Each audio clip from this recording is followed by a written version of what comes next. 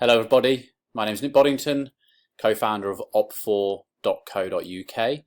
A couple of tutorials here. The first one is we're going to look at doing a data search. So I know that some of you will be coming on here for the first time and you will want to understand how we do a data search. So once you've logged in and you see our top area here, you will see data search. Click on data search and it will bring up what we have below. Now we split our data count through four very simple selections here, and really what I want you to do is I want you to follow it by order. The way we've structured it allows us to get down to the bottom and be able to run a search. So if we go into the contact selections first, we have a number of contacts that you're able to select by. Most commonly, and if I just mention this, to keep volume in your counts is about using as little elements as possible. Now I know obviously you're trying to get into that perfect chosen market, and that's fantastic, but as soon as you start selecting multiple senior decision makers and all the other elements, you're just going to limit the amount of data you have available. Okay, so I structure most of our data counts within MIB and Opt4 just by senior decision makers, unless I need to go in a little bit further. But most of the data is on an SME basis, in which case you are going to limit with the other contacts here. If you're doing an email campaign, obviously you will need a personal email. And telephone preference service, if you're not familiar with this, this is a service where you can go online and enter your telephone number into the telephone preference service, aka the TPS, and it'll exclude you from any data company. So every month we have to screen our data by the TPS register, and it means that you will not be contacting companies who don't want to be telephone called. So if you are planning on doing a follow-up telephone campaign after you've sent an email, then you do need to exclude the companies that don't want to be called. Next, we come down to company selections. So it's very simple, starting from the top. In here you can put in what minimum employee size you want. You can either click the buttons or you can literally type over it. Okay, so let's say we'll start at 3 and a maximum here. Now if you want to just do 3+ employees, you're happy to get any size company after that, then you can leave the maximum empty. Or alternatively, you might want to do up to 25, whichever is fine with you. On-site or nationally, this simply means there are this many employee sizes on-site, okay, which is just here. I would just keep it on-site or nationally. Turnover is the same here. You can either put in, 100,000 up to a maximum, but on this case we don't need to do it. Remember, if you don't need turnover, don't put it in because it will limit the amount of data. Head office is single site, so I would generally leave this on head office or single site, so it will automatically exclude the branches. Credit standing, I don't generally put this in here.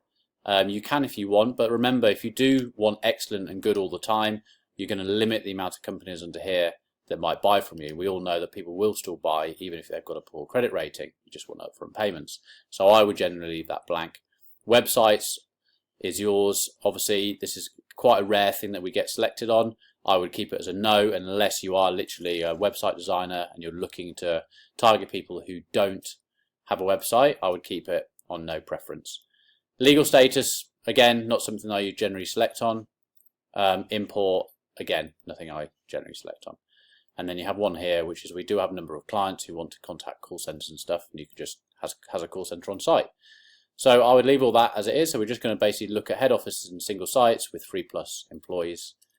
Industry, you can select or deselect here, as easy as that. So you could say I want everything. A lot of people will exclude government and health, so you would just go to exclude there, and you'll be excluding those companies. Here you can just type over, if you do know the SIC code 4500 for construction, you could just type it in, but generally most people start with the industries just here. Okay, geographical, mile radius of your site. It might be that you don't want to sell to anyone who's out a 30-mile radius of where you are. You might be delivering goods to them or something like that, so you can look at a mile radius. If not, you can look at England, Wales, Scotland, Ireland, different regions across the UK, or you could type in the sort of counties that you want. Again here with the postcode, so you might want to just select Oxfordshire Okay, and you can just type them in there, or you might want to select postcodes like B21, however you want to do it. Okay, and that's it. That's the criteria in there. So once you've selected all your criteria, all you need to do then is come down to the bottom here and run a search.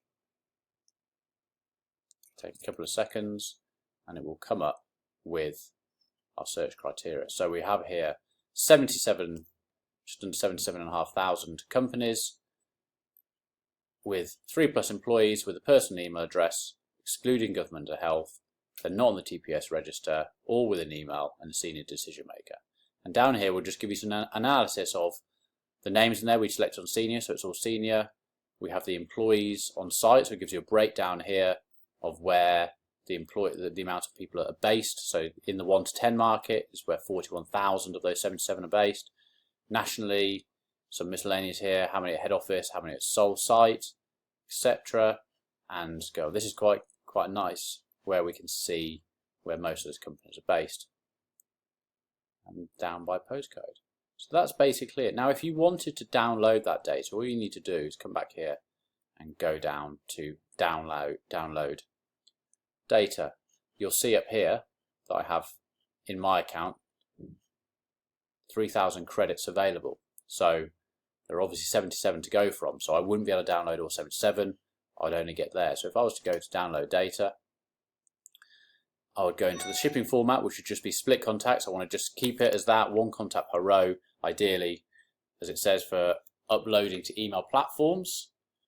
We've selected on senior decision maker, which is what we wanted. Number of records, 3,000 available here. Let's say I just wanted to take 1,000.